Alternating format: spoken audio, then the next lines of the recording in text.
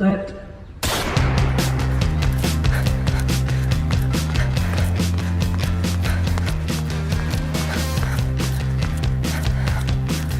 Podium Podcast. Lo mejor está por escuchar.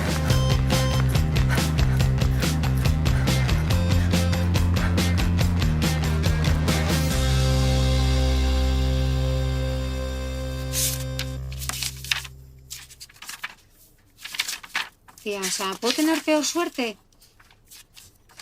Oh, Cris, anécdota buena, ya verás, seguro que... Pero no me ha grabado nada, Pau. Ya la descolgué. O sea, no me puedo creer. No me puedo creer. O sea, no me puedo creer que me esté pasando esto. Hello, Christina? Catherine, you're going to believe I'm a real Muppet. I don't know what's going on with technology. It's actually against me. The telephone I was calling you just died.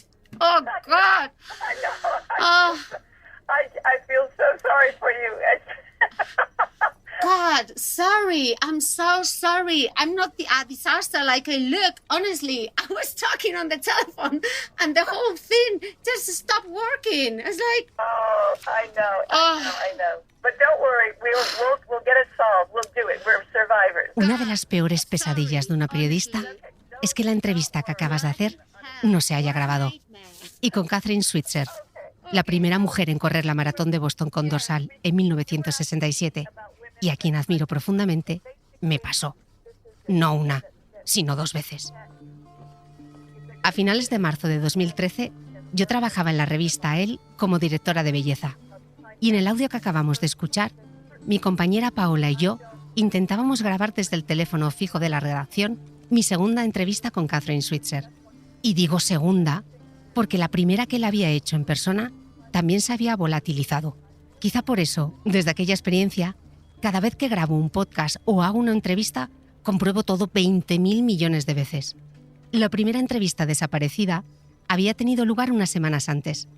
Catherine Switzer estaba en Madrid para presentar la carrera 261 Women's Marathon, una maratón femenina que iba a celebrarse en Mallorca al año siguiente y de la que ella era imagen. Era un gran tema para él y para mí también, pero lo que no sabía entonces es que cambiaría mi vida para siempre. Salí de la entrevista impresionada por el magnetismo de Switzer, por su periplo vital como corredora, pero sobre todo por su capacidad para contar buenas historias. Llegué a la redacción, me puse a transcribir la entrevista y pronto descubrí que mi móvil no había grabado ni una sola palabra de nuestra charla. Hiperventilé, porque no había cogido notas. Hicimos la entrevista sentadas en unos taburetes altos y resultaba imposible escribir y sujetar el móvil a la vez. Así que confié en la tecnología. Error y horror. Tras pedirle 1000 disculpas y asegurarme de que esta vez sí estaba grabando, arranqué con mis preguntas. A los 20 minutos de charla, el teléfono desde el que estaba llamando y grabando a la vez literalmente murió. Y adiós entrevista por segunda vez. ¿Qué iba a pensar de mí Switzer? Me quería morir. Cuando por fin logré contactar de nuevo con ella, me tranquilizó. Y me dijo algo que sin saberlo entonces nos uniría para siempre. Lo sé, no te preocupes, lo solucionaremos, lo haremos, somos supervivientes.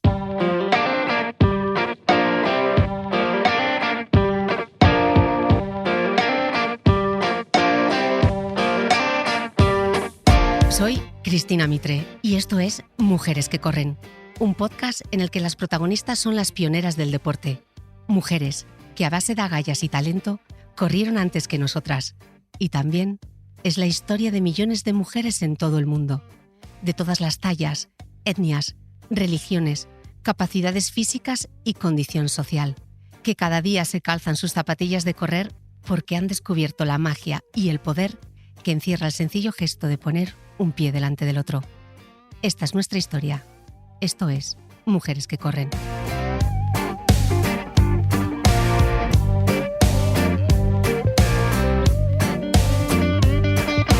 Mujeres que corren es una producción original de Podium Podcast.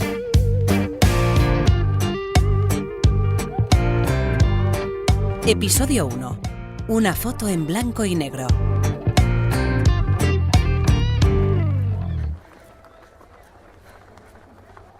La historia de Kathrine Switzer podría haberse quedado en una de las muchas anécdotas de la maratón de Boston. En aquella mítica foto en blanco y negro, en la que se ve a un hombre abalanzándose sobre una mujer que corre en chándal, con un dorsal prendido al pecho, mientras otros corredores intentan protegerla de su agresor. Así lo explicaba en una entrevista concedida al proyecto Aprendemos Juntos de BBVA y El País. De pronto, detrás de mí oí un traqueteo así. Me giré rápido pensando que era un perro o algo y tenía detrás la cara más furiosa que le haya visto jamás a un hombre. Me agarró, me tiró hacia atrás, intentó quitarme el dorsal y me gritó: «Sal de mi carrera y devuélveme el dorsal». Pero ella siguió corriendo e intentó librarse como pudo. Se puso a insultarme, me agarró de la camiseta y mi entrenador le dijo: «Déjala en paz, no pasa nada. Yo la he entrenado, déjala». Le dio un empujón a mi entrenador y mi novio, que corría conmigo, esta es la parte graciosa, vino a toda velocidad, empujó al organizador y lo sacó del circuito. Mi entrenador me gritó: «Corre como nunca». Y seguimos corriendo. «Sal de mi carrera y devuélveme el dorsal». Aquella frase resonaba en la cabeza de Kathrine. Ella no lo sabía, pero aquel dorsal, con aquellos 3 números, 261, se convertiría en una leyenda que empujaría a millones de mujeres a correr. La vida de Kathrine Switzer cambió aquella fría mañana de abril de 1967 en Boston. Estudiante de periodismo de la Universidad de Syracuse en Nueva York, Switzer se había inscrito en la maratón de Boston con sus iniciales, KV seguido de Switzer, su apellido.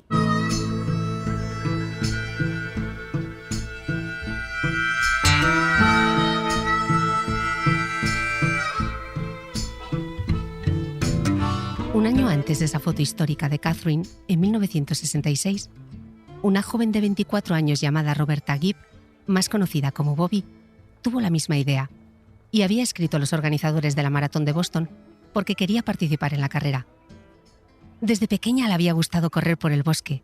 Le gustaba tanto que a sus padres, especialmente a su madre, que estaba criada a la vieja usanza, les preocupaba mucho aquella afición.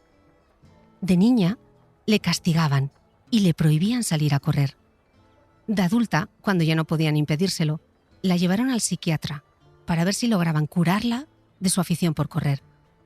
Obviamente no pudieron, y en 1966, aquella misiva que envió a los organizadores de la maratón de Boston recibió esta respuesta. Las mujeres no son fisiológicamente capaces de correr esta distancia.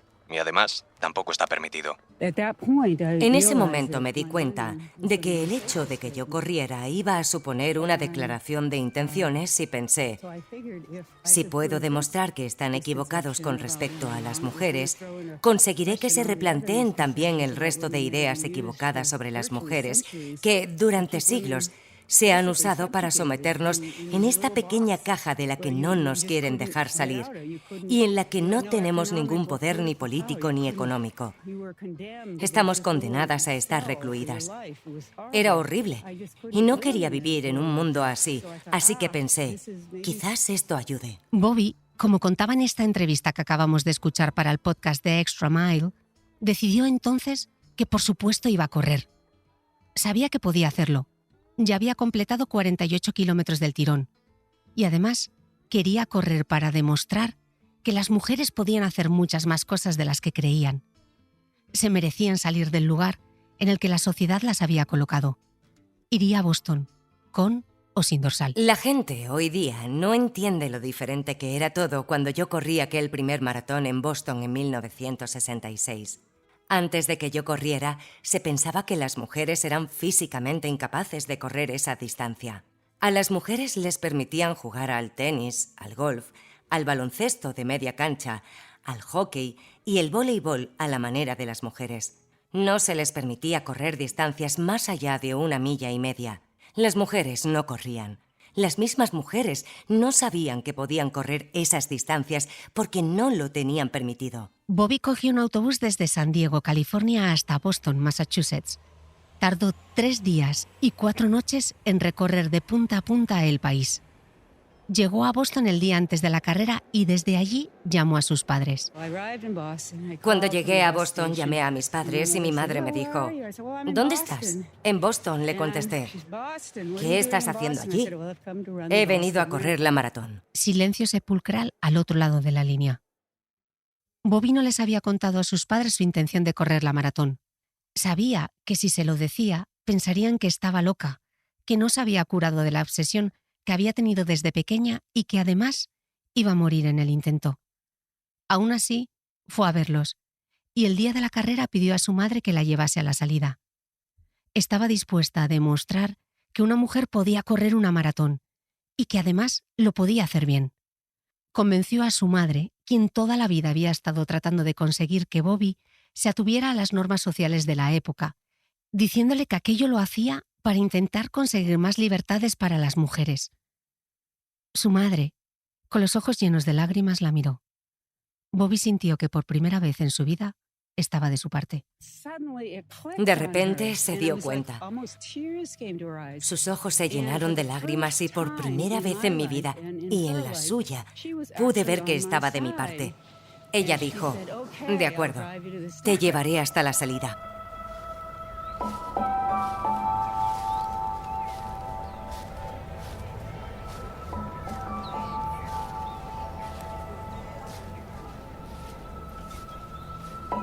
Al llegar a la salida se escondió tras unos arbustos. Quería evitar a toda costa que la echaran de la carrera antes de empezar. Llevaba una sudadera ancha con capucha, un bañador deportivo y unas bermudas de su hermano que le quedaban gigantes. En los pies, unas zapatillas de hombre de correr que eran demasiado grandes. Pronto descubriría que habían sido una pésima elección. Se puso a calentar y corrió dando vueltas más de 40 minutos porque después de 3 días y medio en un autobús se sentía completamente agarrotada. Después del pistoletazo de salida, Bobby echó a correr rodeada de hombres. Y pese a sus intentos de pasar desapercibida, pronto se dieron cuenta de que era una chica. El calor comenzó a apretar, pero ella dudaba si quitarse o no la sudadera, por miedo a ser descubierta. Sus compañeros le animaron a quitársela y le dijeron que no se preocupase, que ellos se encargarían de que nadie la echara de la carrera. Y nadie, ni siquiera, lo intentó.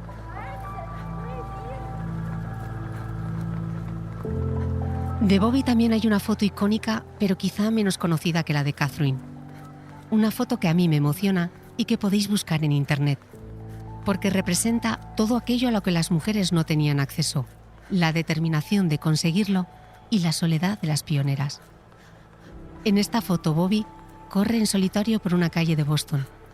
Al fondo de la imagen se ven un par de corredores más que vienen detrás de ella a una buena distancia. Ellos parecen desfondados, ella casi vuela. El público, a los lados del circuito, mira divertido a Bobby. Esa joven rubia, con el pelo recogido en una coleta baja, que corre con algo que parece un bañador de competición y unos pantalones que resultan casi ridículos. Bobby parece correr sin esfuerzo, erguida, con la vista al frente, ajena a las miradas que le dirigen 2 policías que están controlando al público. Corre sola en una carrera sin mujeres, con ropa de deporte pensada para hombres y sin que nadie le preste atención. Pero lo hace con determinación. Para mí, es una imagen muy poderosa, que podría representar a todas las pioneras del deporte femenino. Esa soledad en la lucha obstinada contra los elementos, contra ese no puedes hacerlo, que se transforma cuando cruzan la meta o alcanzan su logro en un triunfo para todas las mujeres. Bobby llegó a la meta corriendo prácticamente de puntillas, porque tenía los pies destrozados, llenos de ampollas por culpa de aquellas zapatillas nuevas y además deshidratada. No había bebido agua durante todo el recorrido, porque nadie le había dicho que podía hacerlo. Probablemente cenar roast beef la noche anterior tampoco fue la mejor de las ideas. Pese a todo, paró el crono en 3 horas 21 minutos y 40 segundos, llegando por delante de las 2/3 partes de los participantes, todos hombres. Su determinación le valdría ser reconocida oficialmente como la primera mujer en ganar la maratón de Boston en sus ediciones de 1966, 1967 y 1968, pero tuvo que esperar 30 años para recibir este reconocimiento. En 1967, Catherine también tenía claro que contra viento y marea correría esa maratón, pero primero tenía que convencer a Arnie, su entrenador, como contaba en la entrevista para el BBVA y El País, que podéis ver en YouTube. Estuvimos discutiendo en ese entreno en mitad de una ventisca en Siracusa, Nueva York. Seguro que muchos no saben cómo estaba Siracusa por entonces, pero ese año tuvimos 9 metros de nieve. Eso es muchísima nieve. Estuvimos discutiendo y me espetó que las mujeres no podían correr tanto porque son débiles y frágiles. Yo me indigné. Venga ya, qué tontería. Hasta que al final dijo, si entrenas y me demuestras que eres capaz, yo seré el primero que te lleve a Boston. Y dicho y hecho, Catherine tendría que demostrarle en un entrenamiento que era capaz de completar la distancia de la maratón, 42 kilómetros con 195 metros. Conforme acaba el entrenamiento y nos aproximamos a la línea de meta imaginaria, dice, no me lo creo, te veo genial, estás perfecta. Y yo, me ha sabido a poco, vamos a correr 8 kilómetros más, otras 5 millas. Me pregunta, ¿te ves capaz? Y yo, claro, ¿tú no? Y se queda así. Cuando acabamos el entreno, lo abracé con fuerza. Nos vamos a Boston. Y se desmayó. Por los suelos. Estaba destrozado. Pero cuando despertó me dijo, las mujeres tienen un potencial oculto para el aguante y la resistencia. Descubrimos algo aquel día que no solo nos cambió la vida a mí o a él, sino también el panorama deportivo de las mujeres en la actualidad. Pese a que un año antes, Bobby Gibb había intentado registrarse en la prueba sin éxito, Catherine no desistió. En vez de preguntar cómo había hecho Gibb, comprobó que en aquel formulario de inscripción no había casilla para identificar el sexo de los participantes. Se daba por hecho que solo correrían hombres porque las mujeres solo competían en distancias que no superaban los 2 kilómetros. Y aunque el reglamento de la carrera tampoco especificaba que las chicas no pudiesen participar, en aquella época era impensable que una mujer pudiese completar una maratón, porque se creía que semejante esfuerzo físico podría provocar que se desprendiese el útero. Switzer se inscribió con sus iniciales, KV y su apellido, y el día previo a la prueba, su entrenador recogió el dorsal por ella. Aquel 17 de abril de 1967, Switzer tomó la salida de la maratón de Boston. Hacía mucho frío y llevaba un chándal gris que le quedaba bastante grande, y su dorsal, el número 261, prendido al pecho. Lo siguiente que recuerdo con detalle es encontrarme calentando rodeada de hombres. Fueron muy amables. Me apoyaban diciendo, ojalá mi mujer corriera, ojalá mi novia corriera. Y pasó lo que pasó, claro. Nos llevaron a la línea de salida, oímos el pistoletazo y echamos a correr. Todo fue estupendamente durante los primeros 2 o 3 kilómetros, hasta que el coche de prensa nos alcanzó y alucinaron al ver a una chica en la carrera. Nos hacían fotos, saludábamos. Pero al rebasar apenas los 6 kilómetros, Jock Semple, director de la prueba, vio a Catherine y se abalanzó sobre ella dispuesto a echarla de la carrera. Los reporteros gráficos inmortalizaron para siempre aquel momento. En aquella instantánea icónica, una de las 100 fotos que cambiaron el mundo, según la revista Time Life. Para algunos, Jock Semple quería arrebatarle aquel dorsal porque Catherine lo había conseguido de manera fraudulenta. Y esto podría invalidar la prueba. Pero más allá de que fuese o no legal la inscripción de Catherine, hoy nadie puede poner en duda su inmenso legado. Al convertir lo que podría haber sido una anécdota más en una defensa de los derechos de las mujeres dentro y fuera de las pistas de atletismo. Aquel número, el 261, cambiaría su vida para siempre.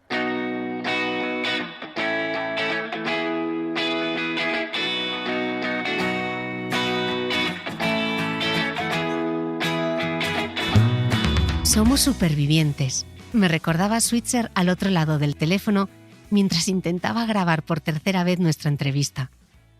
Y sabe de lo que habla, porque a lo largo de los años son muchos los obstáculos que ha tenido que superar.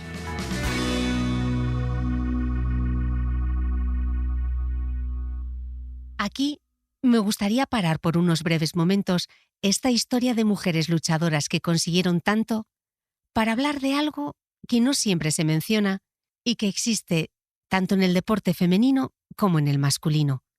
Me refiero a las rivalidades. Queremos creer que las mujeres formamos una especie de hermandad en la que todo es amor, comprensión y lealtad. Pero no siempre es así.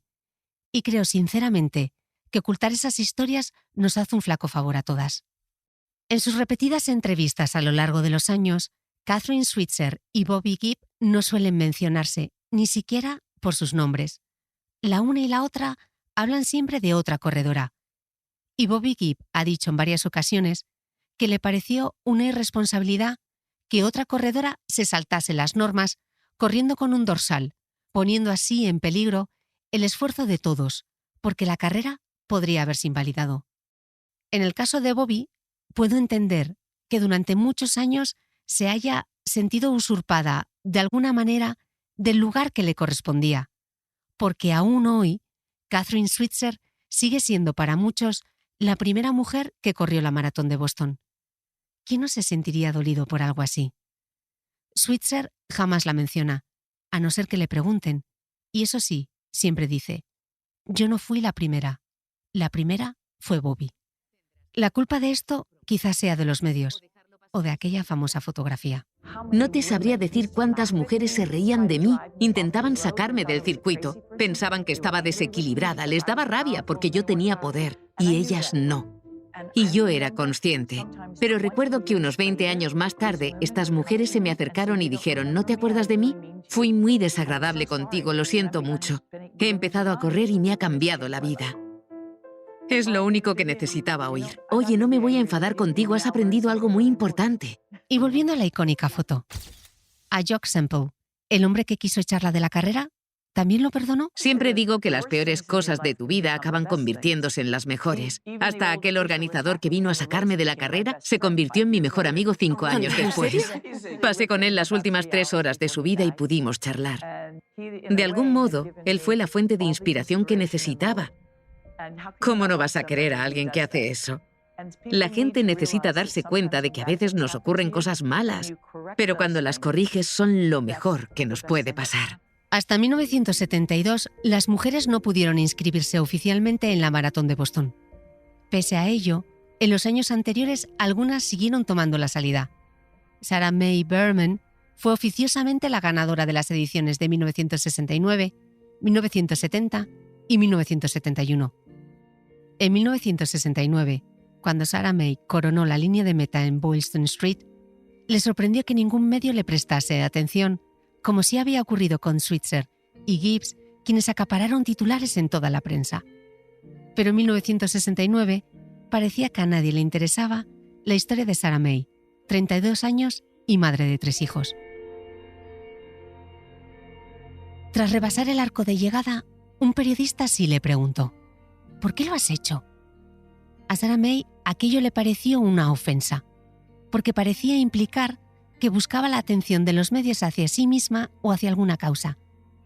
Sarah May le cortó con brusquedad. Porque quería ver cómo podía correr de rápido, contestó. Como en el caso de Kathrine, el impulso para correr de Sarah May vino de un hombre, su marido Larry. Se conocieron en el instituto y se casaron muy jóvenes. Larry era corredor de cross y un buen día antes de salir a entrenar le comentó a Sarah May que acababa de leer en algún sitio cómo la forma física que tienes antes de los 30 años es, con mucha probabilidad, la que tendrás el resto de tu vida. ¿Por qué no pruebas a correr? Ven conmigo a entrenar. Era 1957 y ya tenían 2 hijos pequeños. Sarah May cuenta que pensó: mira, voy a probarlo porque así no me acomodo y además adelgazo. ¿Hay la asociación permanente del ejercicio con la pérdida de peso? Bueno, se puso unas zapatillas y decidió acompañarle. Hicieron unos ejercicios, unos estiramientos, y después en la pista, Larry le dijo: ahora vamos a correr. Sarah no sabía nada de correr, absolutamente nada, así que hizo lo que hacemos todos, copiar lo que había visto. Se puso en posición de salida y tras el preparados, listos, ya, salió disparada a todo lo que daban sus piernas hasta caer fulminada a los 50 metros, sintiendo que se ahogaba, que se le salía el corazón por la boca y que lo mismo le estaba dando un infarto. Así lo contaba en una entrevista que podéis ver en YouTube. Me puse detrás de él y corrí tan rápido como pude durante 100 yardas. Mis oídos empezaron a pitar y no podía respirar y pensé, no puedo hacer esto. Es demasiado rápido. Y entonces él se giró y me dijo, ¿quién te ha dicho que corrieras tan deprisa? Hasta las grandes campeonas comienzan cometiendo errores. Siguiendo las indicaciones de Larry, Sarah May volvió a entrenar día tras día, aumentando la distancia poco a poco, aprendiendo a llevar su ritmo, a escuchar a su cuerpo, a cogerle el gusto y a hacerse una corredora. Cuando consiguió correr 8 kilómetros, Larry le propuso que intentara correrlos en menos de 40 minutos. A Sarah May le resultaba imposible, así que Larry la convenció para participar en una carrera. Correr con otros le daría el impulso que necesitaba para hacerlo más deprisa. En julio de 1965, con 3 hijos y casi 30 años, Sarah May corrió sin dorsal, porque no estaba permitido, pero consiguió bajar de 40 minutos. Ese mismo año, Larry corrió por primera vez la maratón de Boston. Sarah May le recibió en la meta, y cuando le vio llegar destrozado, pálido y agotado, pensó que una mujer no podría tener ese aspecto al terminar. La prensa la masacraría, se centraría en su agotamiento y no en su logro, y decidió que si algún día corría la maratón, tendría que estar preparadísima para la experiencia. Esto, castigar a las mujeres por llegar cansadas tras una carrera, ya había ocurrido en los Juegos Olímpicos de 1928 en Ámsterdam, donde se pulverizó el récord de 800 metros femeninos en una final olímpica. Las mujeres corrieron, terminaron la carrera y no pasó nada. Pero los periódicos de la época, tal y como ocurre ahora, buscaron el clickbait, el gancho. Y lo que hicieron fue publicar que 5 de aquellas corredoras habían abandonado. Otras 5 cayeron al suelo tras cruzar la meta y otra más se había desmayado luego en el vestuario. Se cebaron con ellas, cuando lo único que había ocurrido es que al terminar, algunas atletas se habían tumbado en el césped, más por decepción que por agotamiento. Algunos medios apuntaban que había sido un espectáculo vergonzoso y que no había duda de que aquel era un deporte debilitante y peligroso para las mujeres. La campaña fue tal que el Comité Olímpico retiró las pruebas de más de 200 metros para mujeres, hasta 1960. Sarah May no estaba dispuesta a que algo así ocurriera por su culpa, así que durante los 4 años siguientes se dedicó a participar en las carreras de cross que con Larry organizaba en Cambridge, la ciudad a la que se había mudado unos años antes y en la que aún ahora octogenarios deportistas siguen viviendo. En 1969 se sintió preparada para participar en la maratón de Boston. Corrió con más frío del que esperaba, acompañada de Dick, un joven de su club. Tenían las manos tan frías que acabó pidiendo guantes a los espectadores, y ella y Dick se los iban turnando. Hay otra foto mítica que también me emociona. En ella se ve a la pareja corriendo. Larry con gafas y chándal completo. Sarah May en pantalón corto y camiseta. Corren juntos, cogidos de la mano en dirección a la meta. Qué importante es que en la vida haya alguien que te coja de la mano y te diga, tú también puedes. Sarah May completó los 42 kilómetros y 195 metros en 3 horas, 22 minutos y 46 segundos, con 32 años y 3 hijos esperándola en la llegada. Como le dijo al único periodista que le preguntó en la meta, había corrido porque quería ver lo rápido que podía hacerlo. A día de hoy, sigue siendo la única mujer con 3 hijos ganadora de la maratón de Boston. A pesar de la falta de reconocimiento, al año siguiente, en 1970, Sarah May corrió de nuevo. Y esta vez, además de ganar, batió la marca que Bobby Gibb había hecho en 1966. En 1971 volvió a repetir su triunfo, aunque ese año no le resultó tan fácil. Corría tranquilamente cuando en el kilómetro 35 se vio sorprendida a ser adelantada por Nina Kushkek. No se lo esperaba. Durante 7 kilómetros llevaron entre ellas un tira y afloja que terminó con la victoria de Sarah May. En 1972, el año en el que la Maratón de Boston permitió por fin la inscripción femenina, Nina Koshkic, quien tuvo también un papel fundamental en lograr la plena incorporación de la mujer a este deporte, se convirtió en la ganadora de la prueba, con una marca de 3 horas, 10 minutos y 26 segundos. Era la 4ª vez que participaba.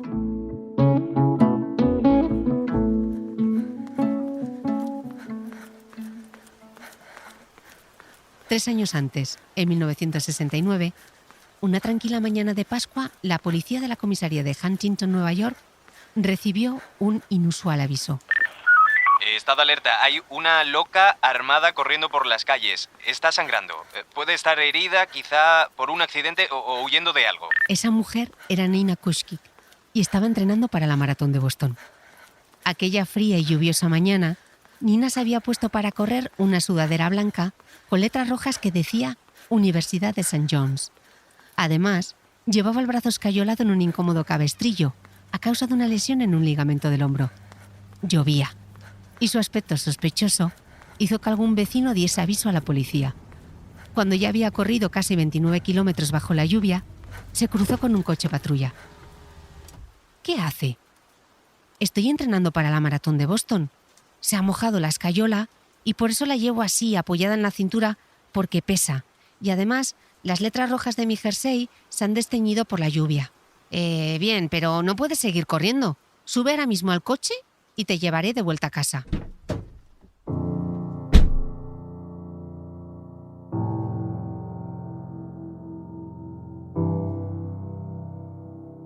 Aquel año, el de 1969, fue el del triunfo de Sarah May.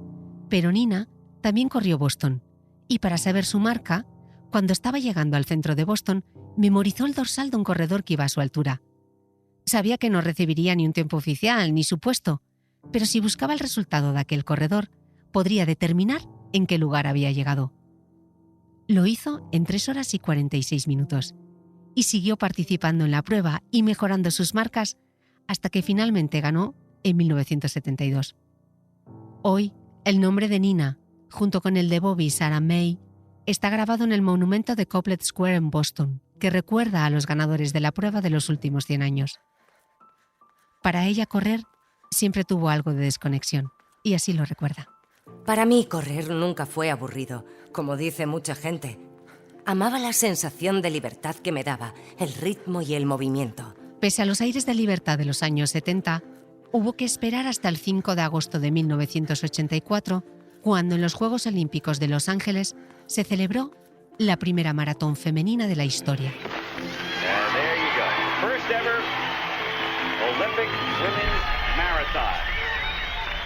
Esta carrera es la joya de la corona de estos Juegos, porque simboliza la aceptación final de las atletas femeninas como competidoras resistentes, valientes e independientes, al igual que los hombres. Apuntaba el periódico The New York Times.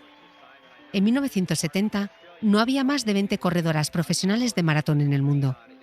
En Los Ángeles, en 1984, participaron en la maratón olímpica 50 corredoras. De hecho, entre los 6.829 atletas olímpicos, 1.566 eran mujeres, solo un 23%. Habrá que esperar hasta los Juegos de Londres en 2012 para que por primera vez las mujeres compitan en todas las categorías. Por aquel entonces, las mujeres no podían competir, por ejemplo, en los 20 kilómetros marcha. Curiosamente, la disciplina en la que en los Juegos del 2000 en Sydney, María Vasco se convirtió en la primera mujer española en ganar una medalla olímpica en atletismo. Junto con el maratón, en Los Ángeles, la gimnasia rítmica y la natación sincronizada también fueron disciplinas olímpicas por primera vez en la historia. Sí, habría maratón, pero no prueba ni de 10.000 metros ni de 5.000 para ellas. Todo es siempre una continua lucha por cosas obvias. Recordemos, como dijimos antes, que la carrera de 800 metros se canceló en 1928 porque las mujeres se cansaban y no se recuperó hasta 1960 en los Juegos Olímpicos de Roma, porque se creía que correr carreras de más de 200 metros provocaba envejecimiento prematuro irreversible en las mujeres. Y esto es literal. Hasta 1984, la máxima distancia en la que podía competir una mujer en unos Juegos eran los 1500 metros. Esta primera maratón olímpica tuvo todos los alicientes de un buen guión de Hollywood. La favorita era la corredora americana Joan Benoit, de 27 años, quien milagrosamente, y contra todo pronóstico, en el mes de abril se había recuperado de una artroscopia en la rodilla, a tan solo 2 semanas de participar en las pruebas clasificatorias para poder formar parte del equipo olímpico americano de maratón. Benoit partía como favorita. Tenía el récord del mundo en la prueba. Un año antes había ganado la maratón de Boston. Su máxima rival era la noruega Grete Waitz, 5 veces ganadora de la maratón de Nueva York y campeona del mundo de la distancia. Hasta la fecha, la noruega de 31 años había ganado todas las maratones en las que había participado. Tras una ceremonia sencilla, con un desfile de todas las participantes, en la pista del estadio del Santa Monica College, el 5 de agosto de 1984 a las 8 de la mañana, 50 corredoras de 28 naciones tomaron la salida de la primera maratón olímpica femenina de la historia. Ninguna de ellas española, pero eso será otra historia. Desde la tribuna de prensa, Switzer retransmitía con mucha emoción y algunos nervios la prueba para el canal ABC. Después de más de 17 años de incesante activismo, su objetivo se había cumplido.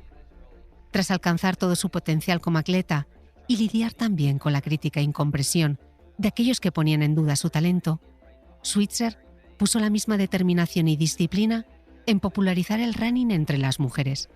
Se convirtió en un activista por los derechos de las mujeres.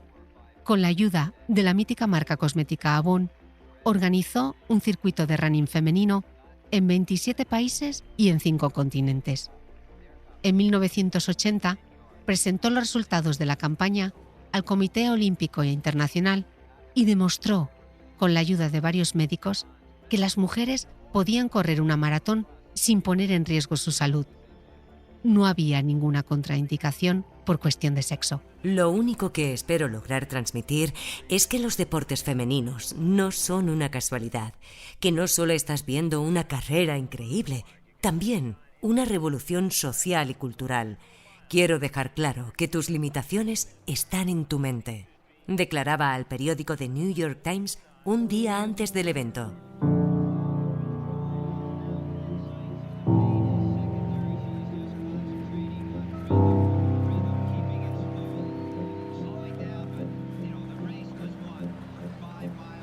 Para participar en aquella primera maratón, el equipo americano estaba formado por 3 corredoras: Joan Benoit, Julie Brown y Julie Isfordine. En las pruebas clasificatorias, cada una de ellas recibió como trofeo una pequeña escultura de bronce de una corredora con coleta. La figura era obra de Bobby Gibb. Se cerraba así el círculo. Poco a poco, la bruma se fue levantando y la temperatura comenzó a subir llegando hasta los 32 grados. La prueba discurría paralela al Océano Pacífico y había mucha humedad en el ambiente. No habían pasado ni 14 minutos desde el pistoletazo de salida cuando Benoit se descolgó del grupo poniéndose a la cabeza. El resto de corredoras, con las noruegas Grete Waitz e Ingrid Christensen y la portuguesa Rosa Mota, la seguían a la zaga. Dejaron que Joan tomara la delantera. Corrían pacientes, porque esperaban que el calor, la humedad y la rodilla maltrecha de Benoit hiciera mella en ella. Pero Benoit siguió, concentrada, sin bajar el ritmo, mientras atravesaban Santa Mónica, Venice, Marina del Rey, hasta llegar a la zona de Downtown. Benoit seguía líder. La distancia con el resto de corredoras era cada vez mayor. Corría sola.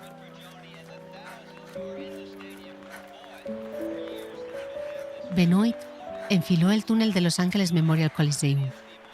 Estaba oscuro, pero ya escuchaba a los más de 77.000 espectadores que la esperaban. Cuando salgas de este túnel, tu vida cambiará para siempre, se dijo a sí misma. El estadio rugió al ver a la corredora americana emerger del túnel. Solo tenía que dar una vuelta a la pista del estadio y a menos de 200 metros de la meta, Benoit se permitió sonreír por primera vez en toda la prueba. Se quitó su visera blanca, la agitó al viento y alzó los brazos, consciente del momento histórico del que estaba siendo protagonista. Es la primera mujer de la historia en ganar una maratón olímpica. Y lo hace en 2 horas, 24 minutos y 52 segundos. Con ese resultado, Benoit hubiese ganado 13 de los 20 maratones olímpicos previos. Recordemos, solo de hombres. La noruega Waitz llega segunda y la portuguesa Mota entra tercera. La épica de aquel día, de aquel maratón, no terminó ahí con las ganadoras, ni siquiera con las 10, ni las 20 primeras. 15 minutos más tarde de la impresionante victoria de Benoit, salió del túnel la corredora suiza Gabriela Andersen-Scheis. Algo no iba bien. En las imágenes de aquel día se aprecia cómo el público que llenaba el estadio contenía la respiración al verla. Estaba deshidratada y corría doblada por los calambres.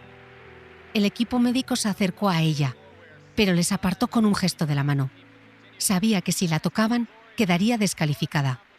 Tenía 39 años y era consciente de que eran sus primeros y últimos Juegos Olímpicos.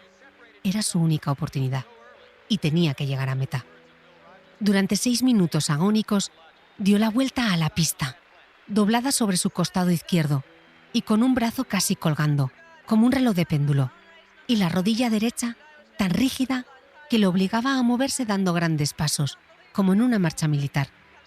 Hacía zigzag, como si su cuerpo fuese el de una marioneta desmadejada. Sabía que si paraba o me sentaba, ese sería el final de la carrera. Tenía la determinación de llegar a la línea de meta. La propia Gabriela ha contado años después que sabía que si se paraba o se sentaba, ese sería el final de la carrera y que quería llegar como fuera. Con el público aplaudiendo en pie, siguió y siguió hasta coronar la meta. Su marca, 2 horas, 48 minutos y 42 segundos, le habría dado la medalla de oro en los 5 primeros maratones olímpicos. De las 44 corredoras que ese día lograron llegar a meta, ella fue la número 37 y ha pasado a la historia como un ejemplo de coraje y perseverancia. Porque aquellas mujeres no solo corrían por ellas, por sus países o por los espectadores que abarrotaban el estadio. Lo hacían las unas por las otras. Aquel día, todas sabían que eran ganadoras. Cuando Joan Benoit cruzó la línea de meta de esa primera maratón femenina olímpica, desde la tribuna de prensa, Switzer sabía que su objetivo se había cumplido.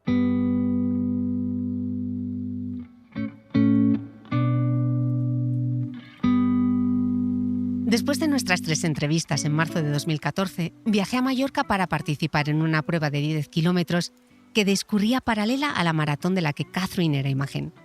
Llovía a mares, pero Switzer esperó a todas y cada una de las participantes al otro lado del arco de meta. Todas recibían su abrazo y una flor. Aquel día, al despedirnos, le prometí que en 2017 iría a Boston para correr la maratón y celebrar con ella que 50 años antes había demostrado al mundo que el sencillo gesto de poner un pie delante del otro puede cambiar tu vida para siempre. Desde aquella mítica foto de Catherine Switzer en la maratón de Boston, tendrían que pasar más de 17 años para ver por fin a una mujer coronando la meta de la primera maratón femenina olímpica en los Juegos Olímpicos de Los Ángeles de 1984. Una prueba en la que no participó ni una sola corredora española. ¿Qué pasaba en España en 1984? ¿No corrían las mujeres maratones? Te lo contamos en el próximo episodio.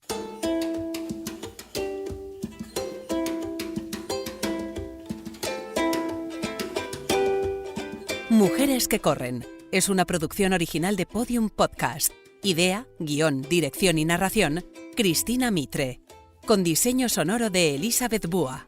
Producción, Jesús Blanquiño. Edición, Ana Rivera. Lourdes Moreno Cazalla en la producción ejecutiva.